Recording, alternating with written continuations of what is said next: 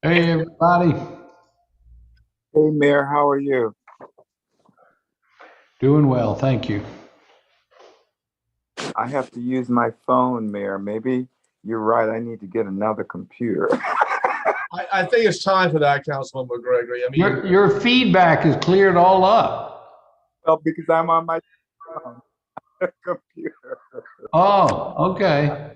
all I can tell you, Councilman Gregory, is your phone makes you look older. That's because I am.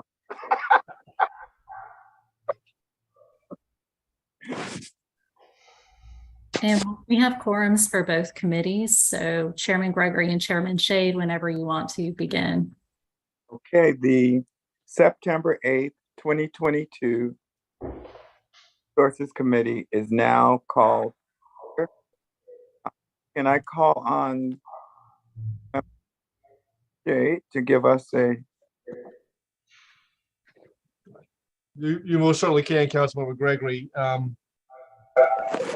Almighty God, we ask for your blessings this afternoon. We look forward with your favor so that we do the will of the people of the city of Charleston. In your name we pray. Amen. Amen. the approval of the August 25th, 2022 minutes? Do I hear a motion? Move for approval. Second. Moved and properly seconded. All in favor say aye. Aye. Aye. Number 3, old business discussion regarding staffing issues. I just wanted to put that placeholder there so I can. Councilmember, that's, I think that's from a different agenda. This is Right. This is human resources, right? no, sir. This is Oh. license and public. I am sorry. I am so sorry. Okay. Let's proceed with old business, the ordinance authorizing the mayor to repeal, et cetera, et cetera. And I think we turn that over to legal. Mr. Chairman, though, I want to comment. I do appreciate it, your single-mindedness about addressing our employees and their salaries for next year. I know that's where you were heading, but that's going to be another meeting. Yes, it is. Thank you, Mr. Mayor. Who's going to take the lead? Chairman, that'll be me. Thank you. Hi, everyone. Meg Thompson. I'm the Director of Business and Neighborhood Services for the City of Charleston. I've been kind of the project coordinator for this between legal, CPD, fire, and planning. So I'll be leading the presentation today. Okay, Meg, thank you. Move forward. All right. All right, so I know we have some new folks because public safety joining us tonight. So I just want to do a quick refresher on a timeline here. I think it's important to keep in mind that the original late night operation ordinance actually went into effect back in 2013. So this is an existing ordinance that we're looking to update. Since that ordinance was passed in 2013, almost 100 LNE permits have been issued across the city. So again, this has always been a citywide ordinance.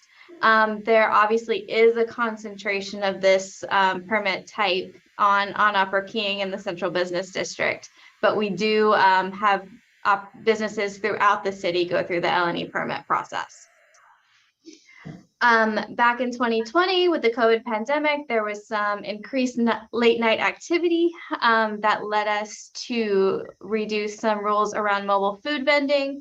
So at the same time, we looked at the rules governing our brick and mortar establishments that operate during those same times. Back in October of 2021, we brought some of those proposed changes forward to council. We heard pretty clearly from the community that we needed to do some more work on those. So earlier this year, a staff work group started getting to work on that. And this spring and summer, we've been doing outreach to focus groups, our restaurant advisory group. And then we also had a big public meeting to share that with anyone who wanted to attend. This ordinance last went to the License Committee and City Council back in late August and actually received first reading, pending some changes that they also wanted us to run by this committee. Any questions about that before I move forward? This joint committee. This joint committee, yes. Hey, Meg, I have a question. Yes, sir. If you know the answer to this, in the King Street, what we call late night entertainment district, how many of those 100 late night permits are there? About 30. That's what I thought. Okay, Yeah. thank you. Mhm. And then also, just as a refresher, the L&E permit is not the only permit or process that these businesses go through. If the business is going to be located within 500 feet of a residentially zoned district, they actually have to go to BZA for a special exception. And then all of them do have to get an L&E permit and also a business license certificate of occupancy. So there are a few different things that these businesses have to do to get into operation. So based on the feedback we got last time we came to council, we are proposing 3 key amendments or changes to the ordinance. One being around renewals. Instead of a 1-year renewal cycle, we are moving it up to a 2-year renewal cycle. And also please note that the language on these slides is summary language. Please look at the ordinance for the exact language. The other second key update has to do with violations. And we kind of wanted to preface this a little bit by saying this system builds in time for staff to work with businesses, have discussions, issue notices, and provide a correction timeline before ever moving to the court summons steps, which I'll go through on the next slide. So as kind of a reminder for folks, city officials can issue a court summons at any time, but we typically only do that for a significant life hazard that violates code, such as a significant overcrowding incident. For most issues, the item is discussed with the management, and staff's goal is really educating and reminding them of their requirements. In such cases, a violation notice is typically issued with a time frame for a correction. That is not the same thing as a court summons. During that time period, re-inspections are done to make sure that there's compliance, or if we need to do an extension because getting something fixed may be taking a little longer. Generally, only after a failure to correct a situation will a court summons be issued. And I do have fire marshal and police staff on the call if anyone has any questions about that. So I had a question, Meg. How do we distinguish between city officials and, say, the fire marshal? Aren't they also city officials? Why do we make that distinction? oh, if I made a distinction, I apologize. I didn't mean No, to. you didn't. What the ordinance kind of does that. It's sometimes it says city officials or fire. Gotcha. I'll defer to Mallory on that. She just brought her video up. Thank you, council member. The way, in the ordinance, it should be code enforcement, fire marshal, or police officers. I don't remember, or I don't see where it says or city officials. It shouldn't say city officials. So if you did find that error, I'm reading it now and I'll correct that, but it should be code enforcement, fire marshal, and police. Okay. Maybe I have an old one, but Now, Mr. Chairman, if you go to paragraph 4 under, I think it's section 17-125, under 4A4, it definitely says city official. correct. And it also says or fire marshal on the copy I have. That's right. That's something that easily be corrected. So let's not put too much time on it. Yeah, it looks Okay. like Mallory's making that note right now. I've made that note. That is in reference to the operational regulations and not actually issuing a summons, but I can definitely clarify that language before this goes to council. Okay. Because I see that in several places. Okay, all right. Thank you for catching that. All right. Okay, thank you. Great. So the marked out text on the side is what was in the previous version, where you can see we were dealing with a first issuance of a court summons and then a second issuance. Now we have gone through 4 steps. So with the first summons, you basically just get a remediation meeting where we talk through the problem, what we expect you to do to correct it. For the second summons, we had that same remediation meeting, but there's now the possibility that the Director of Revenue Collections may issue a notice saying that the LNE permit is suspended for a period up to 30 days. For a third summons, that goes up to 90 days, and for the fourth, it goes up to a year. Also, please note that because we changed the renewal cycle to 2 years, we're now doing the number of court summons within a 4-year cycle as well. Any questions on this one? Yeah, I do, Mr. Chairman. Yeah. We got 3 strikes you out, you go to jail for life. I mean, come on. So we go 4 times. I mean, if we got a problem person with an ordinance, I think after the 3rd time, decisive action should take place. So anyway, that's my take on it. Is there rationale for the 4 steps instead of 3? We really wanted to build in the 1 warning step with the first court summons. Mallory, you want to explain further on that? I was gonna say, I think it was, the 4 strikes was like what Meg said, this was in response to kind of the concerns from council before with the types of violations and everything. So the first one was really the warning. And then after the second one was the 30 days. The third one was up to the 90 days. And then the fourth was the closing. So it does, 30 days is a hit. That is a pretty strong statement that the city would be making even at the second offense.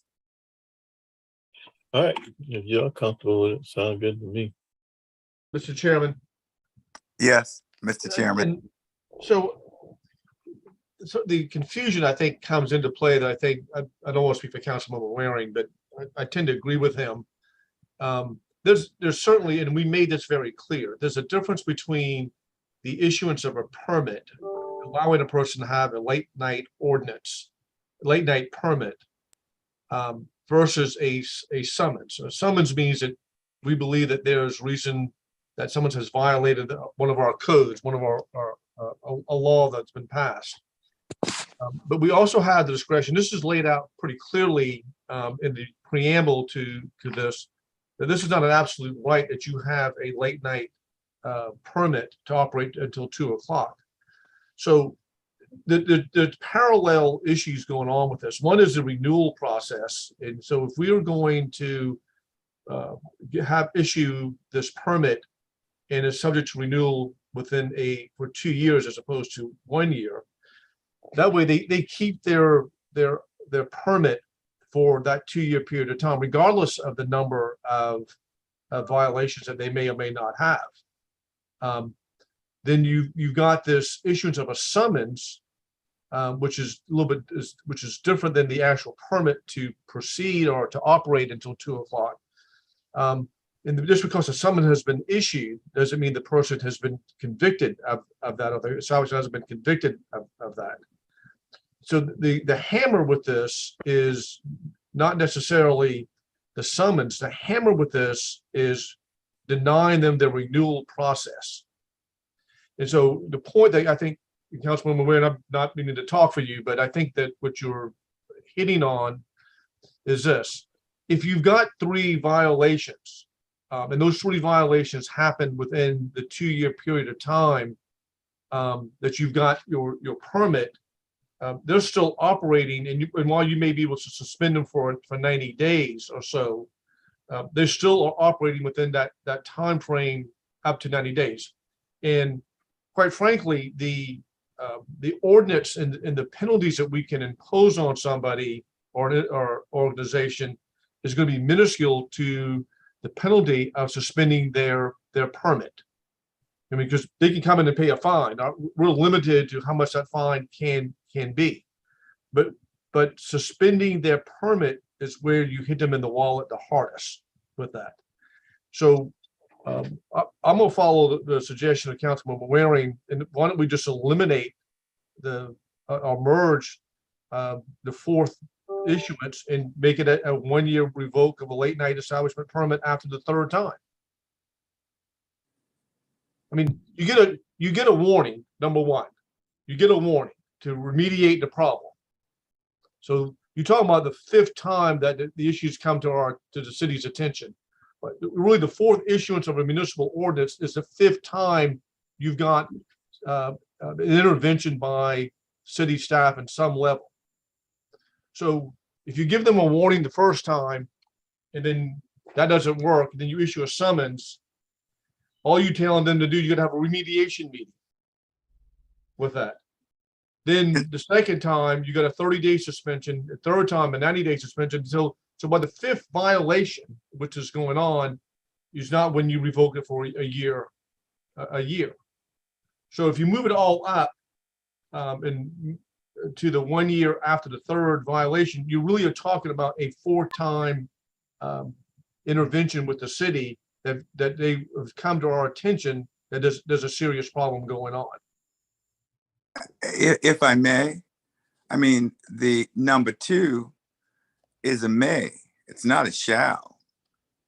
I mean, you may be able to get by that 30-day That's based correct. based upon what the Director of Revenue Collections determined. So that's a may. The others are will or shall. So to me, you're sort of a number 2. You may or you may not get the 30-day. And what would be the basis for getting the 30-day if it's a may?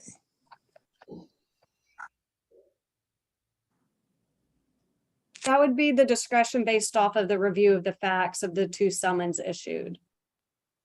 Okay. All right. And so if the facts don't mount up, then you don't get the 30-day, is what you're saying.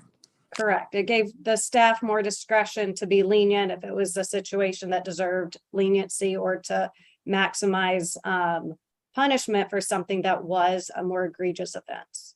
Okay. Fair So, enough. well, let me ask this, Mr. Chairman. You giving staff that, or you giving the judge the discretion? It's Director of Revenue Collections. Well, let me ask this. If I'm a bad actor and, I'm making money doing all this nefarious stuff, Councilman Shahid, I'm in your ball field now, but if I hired a lawyer, how long could I drag this out? So from a practical standpoint, Councilman Waring, municipal court is the lowest level of court in the state of South Carolina. So if I'm a lawyer representing a person issued a summons or institution issued a summons, you can delay this for a period of time, a significant period of time, over a year, easy. Gee. Indeed. And so if we're trying to address a serious issue that is percolating out on these establishments, it's going to be delayed a significant period of time. And that's why I think your point is right.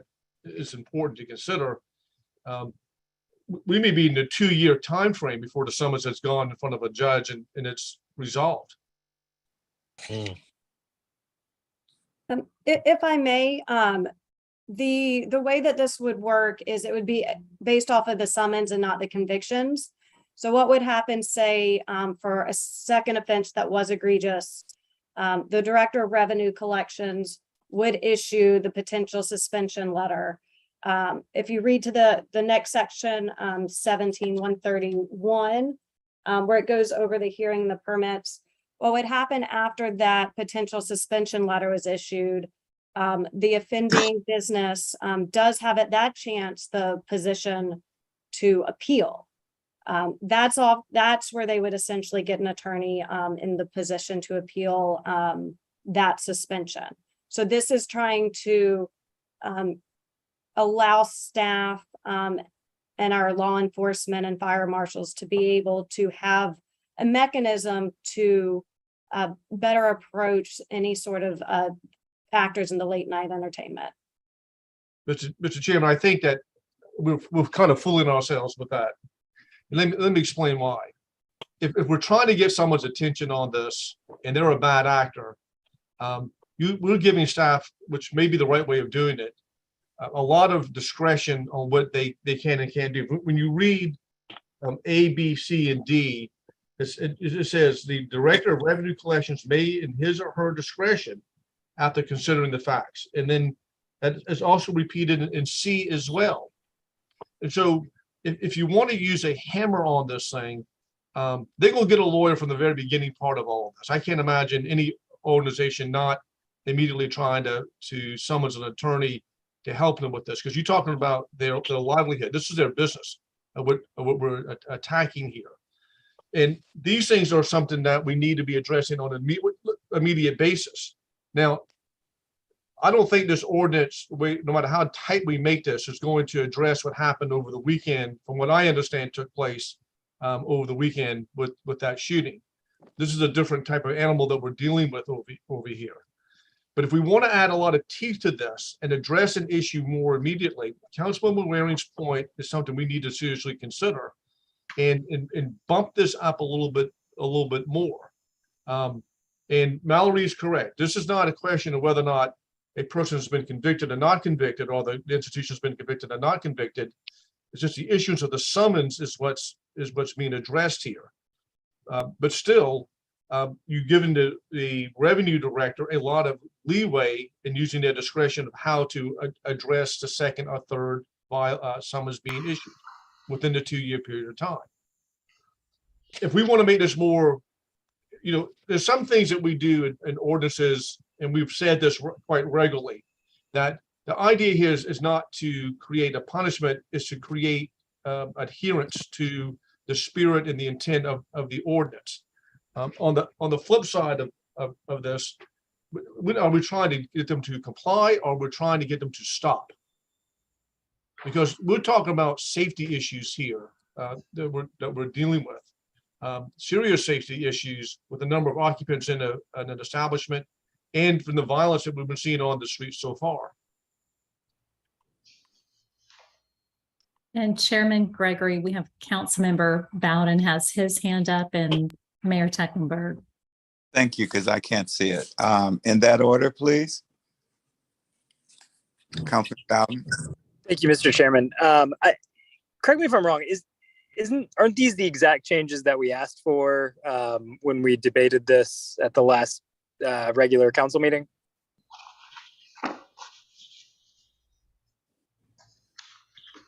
At the last council, sorry. I was just going to say my recollection of the last council meeting is we did have a 2 strikes and you're out. And that was, my takeaway is that was too harsh. So we tried to be more lenient in response to the feedback we received. Okay, I agree. Somewhat feel like I'm getting like whiplash going back and forth here. But to me, this graduated system makes a lot of sense. I mean, this is exactly how drug laws work and domestic violence and other types of crimes. So this seems like a reasonable way to treat this. If we escalate the ability to pull somebody's late night entertainment permit on the second or third violation, then I think we start increasing that risk of litigation. Whereas what we want to do is bring these businesses into compliance, which I think is something I just heard, and that would be the goal. I mean, this is going to cost them a tremendous amount of money to lose this thing even for 30 days. And I think that's what staff wants here, that kind of not getting from, businesses now factoring in the fines they're getting from the courts as basically the cost of doing business. Mayor Tecklenburg. So thank you, Mr. Chairman, and Mallory, if I may, in that you discussed this on the previous slide, I think the emergency temporary suspension, and I'm looking at section 17, 129, that says an emergency suspension may be invoked if a situation arises as determined by a fire marshal, a police officer, or code enforcement officer to require immediate action to eliminate a situation that poses imminent threat to persons or property, to preserve the public health, safety, and welfare of the public, or to restore public peace and order. So isn't it correct that an emergency suspension can be given under those circumstances that would prevail over the operator from hiring an attorney and going to court? I mean, we can shut people down by this ordinance if there's an imminent threat to persons or property. Isn't that correct? But only for a day. For a day. Only for, For a day. right. If the condition continues to exist, could we not close it the next day, or can we, maybe amend that to where until that condition is restored or satisfied that the imminent threat still exists, it could continue? Mayor, yes. So under 17-131, number 6, prior to the suspension or revocation, we would reserve the right to immediately seek to suspend or revoke such L&E permit under this ordinance, but it would have to be a very severe threshold. There would need to be an incident, related to great bodily harm or loss of life or significant property damage. And so this is to make it a very high threshold for us for an emergency, to warn an emergency situation for a business to shut down. But that provision exists. And so back to Councilmember Bowden's point, I think these violations, this key update number 2, refers to items that are, more everyday operational in a way and not imminent threats. And hence the intent here is to get folks to correct and, correct any bad actions that are going on. It's not really intended to be punitive. It's like most of our livability ordinances. We want people just to get it right. So, I mean, don't get me wrong. If y'all want to make it 3 strikes rather than 4, I think that's the pleasure of council and this committee for recommendation. But I don't want to lose the sight that this construct that we have before us has more teeth to it than what we have now, which is going through the business license route. This gets us more attention from a bad operator than what we have now. So let's, if y'all want to tweak it, that's fine, but let's try to get it to where everybody's happy with it. Mayor, I hear you. But when you make an example, if you make an example of the first one, okay, the others will follow, because the word will get out that we're not soft pedaling here. We're pretty serious about public safety.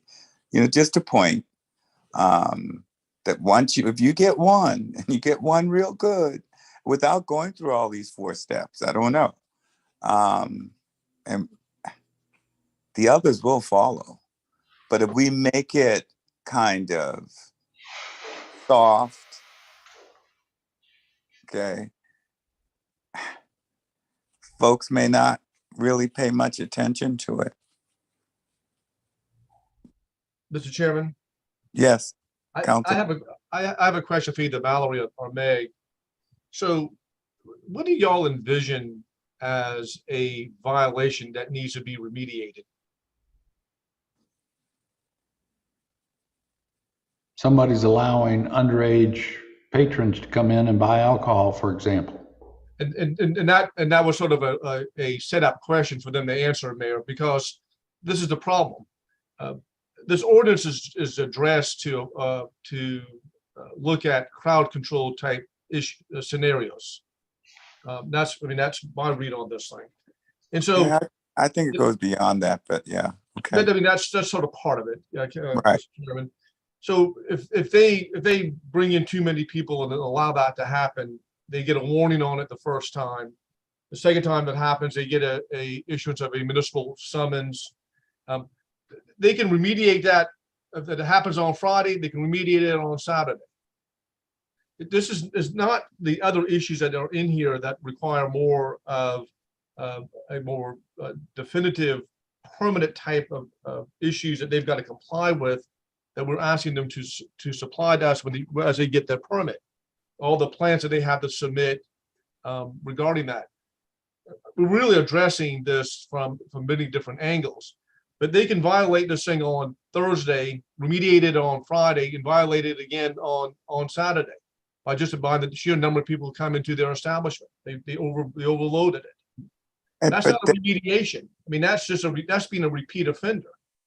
And so for some of these institutions, some of these establishments think about the cost of doing business.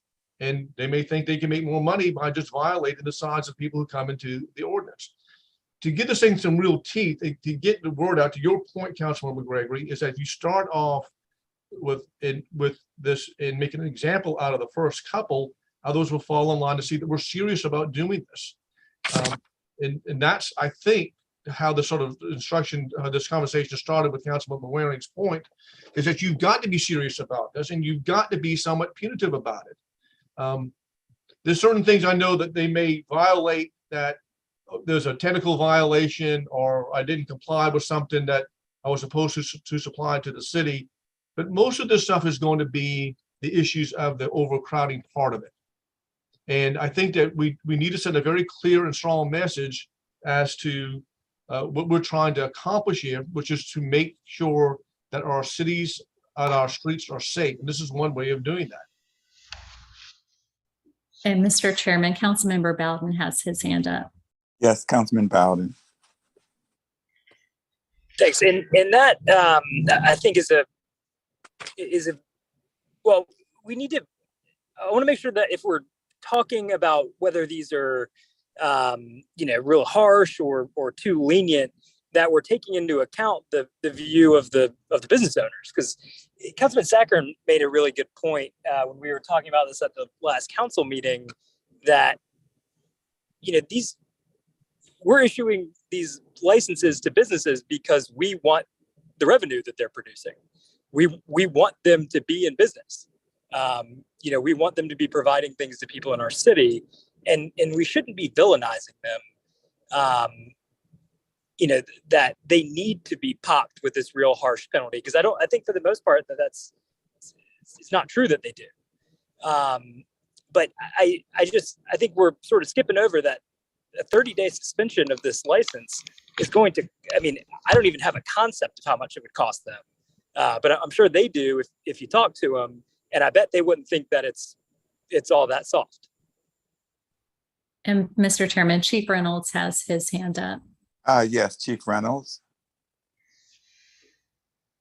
Greetings. I just want to echo what already has been said. And to Councilmember Bowden's point, this is to support the business community, to create a safe culture that is supporting their commerce, that is supporting their customers, that is supporting the environment that we want downtown, that is safe for everybody to participate in.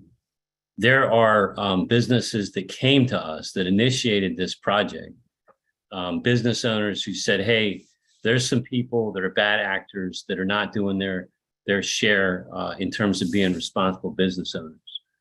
And they came to us, and Meg, as our lead, created a pretty substantial committee. I think, Meg, you guys have been meeting over a year now, and got input from everybody. So there's nothing random about this. This has included input from many members of the business community. And this is designed to help those businesses that put so much time and energy and so many resources and funding and fiscal capacity to do it right. And they're impacted negatively by those couple, literally, it's a very small number, but those that are down there at night can probably name those businesses. I won't do that right now, but in the future, when this is passed, we will be naming those businesses. And I will tell you that there's a couple businesses that have no interest in doing things right. They have no interest in obeying the occupancy permit. They don't even want to close at night on time. They don't want to adhere to noise issues and be responsible neighbors.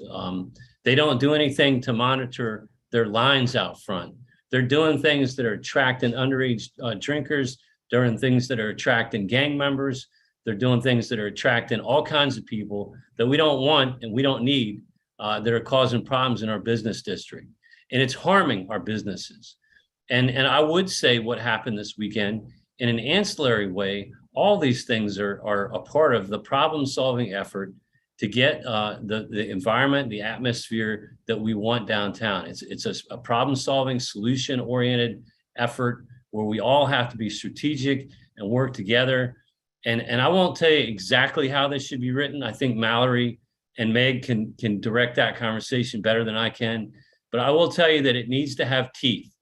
And there needs to be the ability, as I think Councilmember Gregory said correctly, to hold those accountable who don't really care about anybody but themselves. And they're creating problems, and it's contributing to an environment down there that we want to change, and we will, and we're going to continue to work to make sure that we have better outcomes. But I will tell you, speaking for the police department at least, we are not looking at targeting responsible businesses that had some minor infraction or some little thing and going after them and trying to shut them down. We will never do that. You can put me on the record for that. But I will tell you, for those people that are causing problems, that are not adhering to the just responsible business practices, that are substantially contributing to the issues that we have, they're going to hear from us. And this is a tool that we will use. And the mayor has made it very clear that he wants us to have tools. The council has. I think everybody's in agreement. Whatever this ends up being passed as, it needs to have some teeth, and we actually need to be very responsible. There's ways of correcting us if we don't implement this correctly, if we abuse this, if we don't do a good job with this. I don't think it'll be hard for the council to come back and vote it out and change it and modify it if necessary. But I will tell you, when we finish this LNE, it needs to have some teeth and some meaningful outcome so that we can hold people accountable. And to answer some of the question, I think earlier, what are the violations we're having? We've had people literally told you're violating the occupancy permit, and come back a couple hours later and they have a handwritten note saying what their occupancy permit is. Completely different than what is issued and what was written and what they were being held accountable to. And that's just not okay. And it's creating, I can tell you, problems, and those are things that we need to be able to effectively address. But I will tell you, 99 or 98% of the businesses, I believe, have put great effort into being safe and responsible, doing things right. Those are not the businesses we're talking about here today. And Mr. Chairman, Councilmember Waring has his hand up. Councilman Waring, thank you. Thank you, Mr. Chairman. Chief, I certainly appreciate everything you had to say. And I think it is the effort to make sure we have the teeth that you all need in this. I'm confident that's all our angles in this. That's why I want to look at it from a devil's advocate position, such that if I were a bad actor, how could I drag this thing out? And if there's anything from a legal standpoint that helps to prevent that. For example, if my license is suspended by by the person in the revenue collection, is that something that can be stayed by a court until we get in front of a court? Or because do we need to do anything to strengthen, I guess, from an ordinance standpoint, the director of revenue who's subject to make that call, so to speak. We want to get to that 1% to 2% bad actors out there, but those are the guys that's going to go down and hire the lawyers and I would think stretch it out. So if we looked at it, or if you looked at it from that, and we got a number of attorneys on council, if you looked at it from that angle, is there anything we can do to improve what we have in front of us today? I mean, if I may, I mean, if you go back to the two strike option, which was in the initial draft, okay, it kind of has a little more teeth to me, and you get to the result fairly quickly. That's the strikeout on the left side of the screen.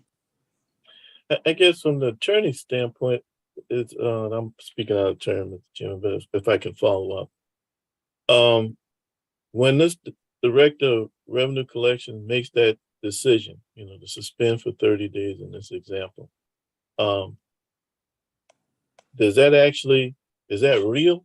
Or as soon as they get to a lawyer, that's going to be put in abeyance until they get in front of a judge? They're given 10 days notice of the potential suspension.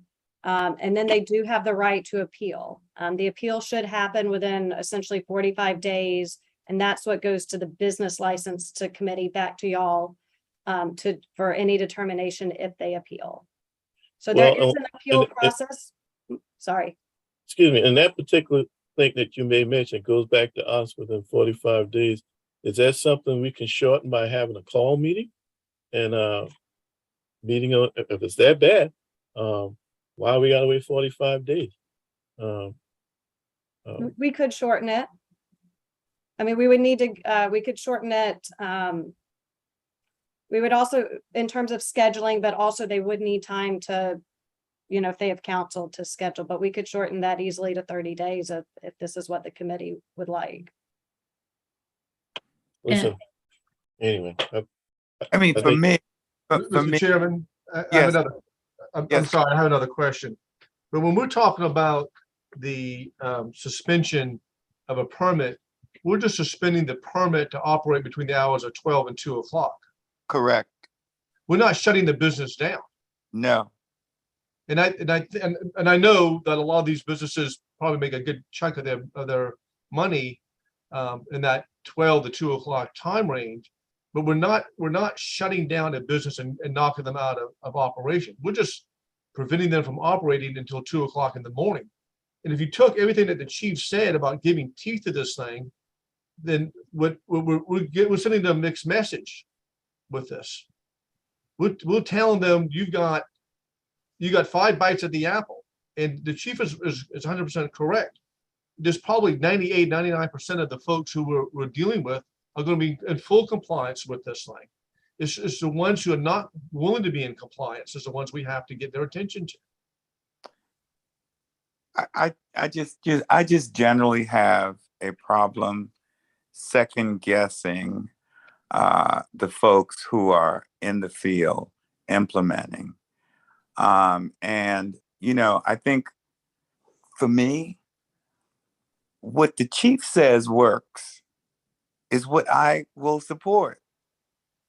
And if I'm not mistaken, the initial draft that went forward was something that was supportable by the implementers.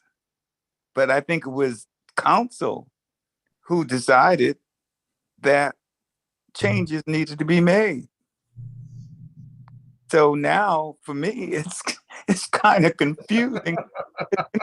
I mean, the second guessing staff. I know we make policy, okay, but they have to implement it.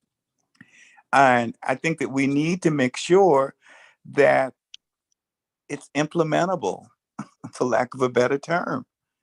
And I've always been a person who, if this is what staff, our department says they need to do their business, who am I to say that it's not?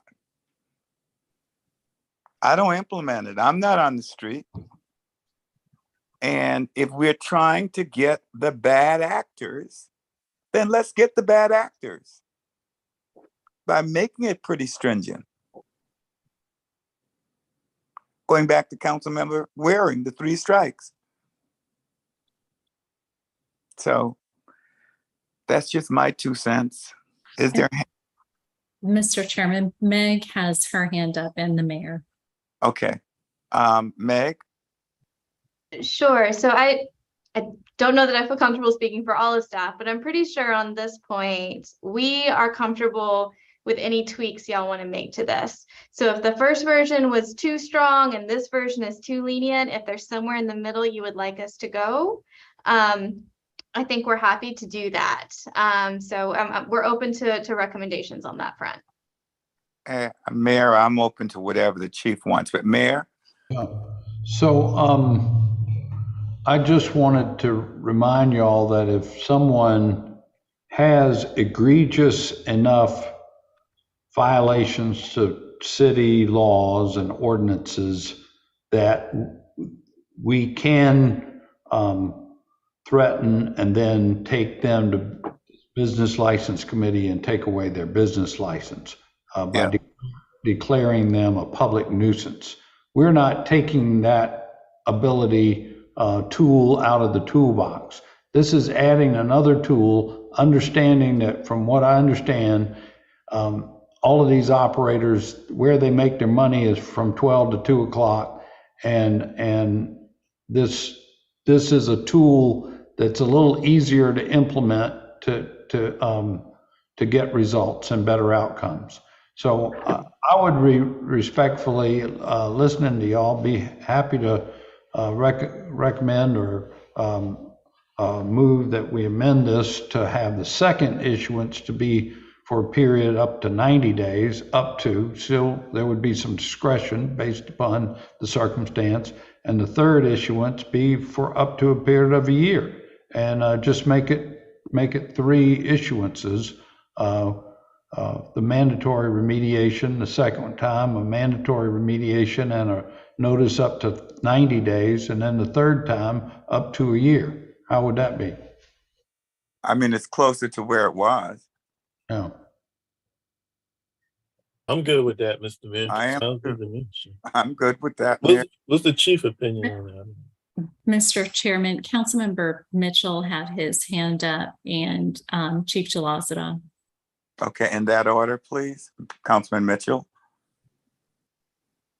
Oh, Councilmember, you're on mute. I would listen to let the chief go first. Okay. Chief? Chief Jalazada? Yeah, chief, yeah. Yeah, good afternoon. I'd like to just let you know, we do agree with Chief Reynolds' stance on this. We believe that we need to make these changes. We need the teeth to be able to make something happen. It's very important to recognize that people who are complying with the ordinance, that are complying with the security plan that is developed in the ordinance, I don't expect we're going to have problems with those folks. It's the few that refuse to comply, and we need to have a very clear, definitive approach on how we're going to handle them. And this gives us a much better path. So as we've discussed in the past, that ability to operate between those hours, this is really about the permit. And it's the permit that gives you the privilege to serve between 12 and 2. So it's not a question of how egregious a violation is or is not. It's a question of whether they maintain compliance with the permit application conditions, which is this entire ordinance. So it's very important to keep that in perspective. That was just mentioned, that just because the L&E permit is suspended, it doesn't mean their normal business hours are suspended. This is only that 12 to 2 period. And this ordinance modification really helps clean up a lot of language that we've been dealing with for some time. Again, happy to answer any questions, but I wanted to add that from our perspective. And Mr. Chairman, Councilmember Seekings had his hand up after Councilmember Mitchell. All right. Okay, okay. I agree with both of the chiefs on that. I think if we're going to do something, we need to just do it and make it correct, because something needs to be done. And like I said, tell people, I live on King Street and I go down in that area, and we need to have something done. I mean, it's for safety and it's for everyone. And we're talking between 12 and 2. You know, if they cannot get things straight between that time and then, so that something have to be done. I think it's a privilege that we have now that they can operate between 12 and 2. So if they can't abide by whatever we put in place to keep everyone safe for safetyness, then they should lose it. So we have to be stringent on these things, and we have to make decisions and make these decisions that's going to be correct. And we need to stop throwing it around back and forth. Whatever we're going to do, we need to just go ahead and do it and get it over with, and start dragging it out for so long and having these meetings back and forth. Do it so that people think we're just playing. They figure that we don't know what we're doing. So we need to put something in place that's going to be stringent and let them know that we are very serious about what's happening on King Street.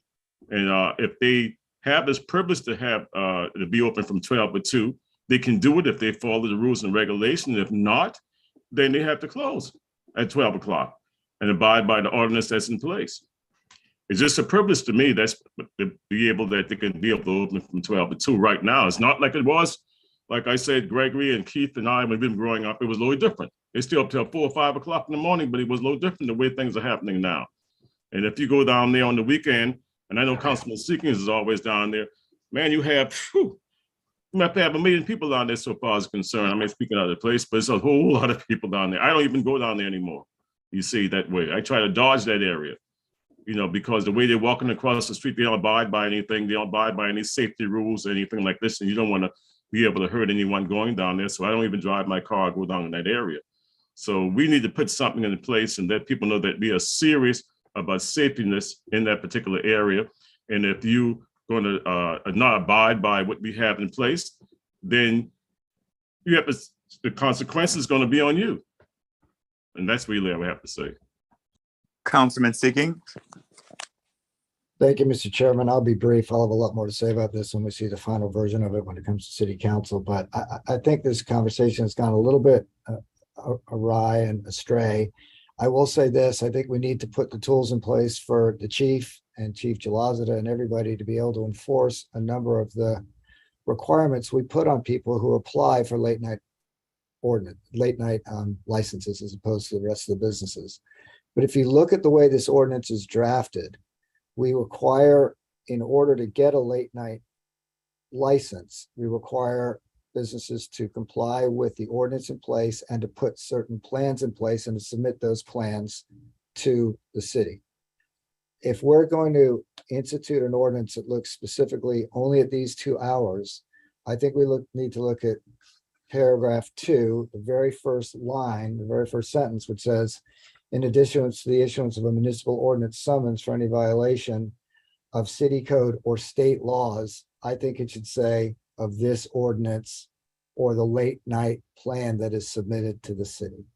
Because any violation of a city code or a state law is very broad. I mean, it could be just about anything. And I think we need to make sure this is focused on what we're trying to remedy through this ordinance.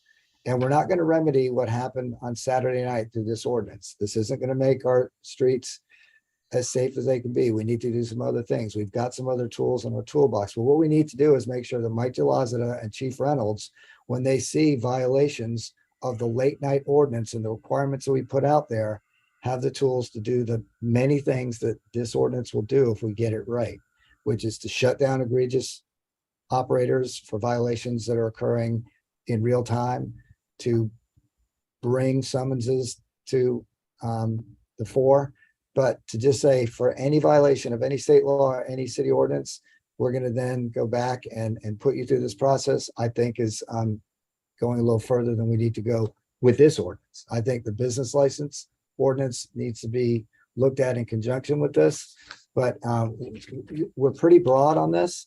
And I just don't think that we need to be that broad. And I would recommend we make that change. If we're going to put 2 strikes or 3 strikes in, that's fine, but make sure we know what field they're playing on. And the field should be this very ordinance and the plans that they put in order to get that 2-hour privilege. So that's my sort of short comment, depending on how we go on this after this. Thank you, Mr. Chairman. Mr. Mayor, was your suggestion a motion? It was, and I thought I had a second to it. You have one now, second. Yes, sir. Mr. Mayor, can you, or Mr. Chairman, can you repeat the motion just for the record? Mr. Mayor, would you repeat that motion, please? The motion was to, that this key update number 2 would include just 3 issuances of municipal ordinance summons. The second one, instead of reading for a period up to 30 days, would be up to 90 days. And the third one would be for a period of time up to 1 year and eliminate the 4th issuance provision. Okay, I second. Any discussion? If not, all in favor say aye. Aye. Aye. That's not to say we might not have other changes to this overall ordinance, but just on this point, I thought that would be appropriate. I think so too. The ayes have it. Yes, sir. Nay. 1 nay. Meg? Thank you. All right, the final change we made was to the appeals process. In the previous version, appeals were handled through a hearing officer. The feedback we got that y'all would prefer that this go through the business license committee. So how this will work, and Mallory's already touched on some of this, the Director of Revenue Collections will issue a written notice of intent to deny, suspend, or revoke an L&E permit. The applicant will have 10 days to respond to that, and it should become final after the 11th day if we've received no response. If they do want to appeal and file that notice within 10 days, a hearing will be held in accordance with the existing policies of the license committee. Anyone who wants to appeal that decision can appeal to circuit court. That must be filed within 30 days. An appeal of a license committee decision does not effectuate a stay. I know there was a question about that. It'll be binding and enforceable until it is overturned by the appellate court. Any questions on the appeals? Councilmember Bowden?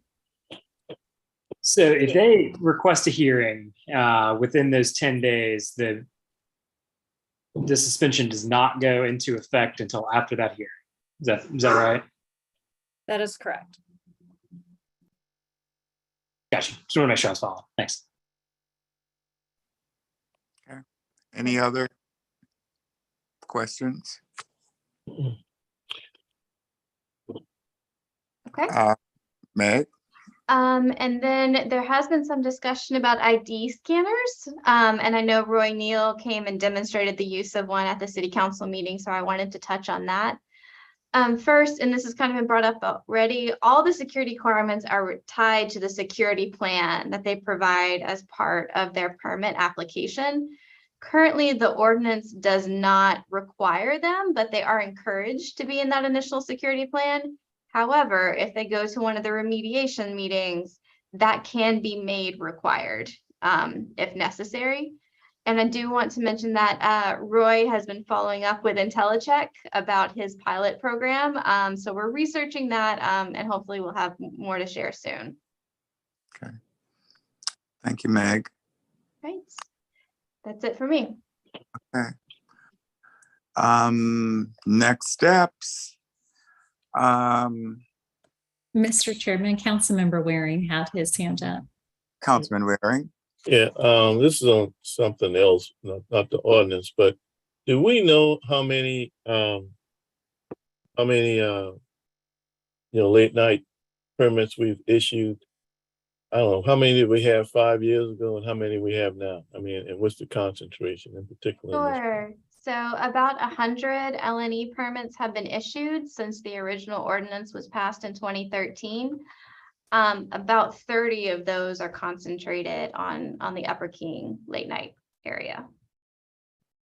And I'm just wondering, not to be answered today, whether that ordinance should be revisited from a concentration standpoint. I mean, would it not be better to have some of this stuff spread out as opposed to,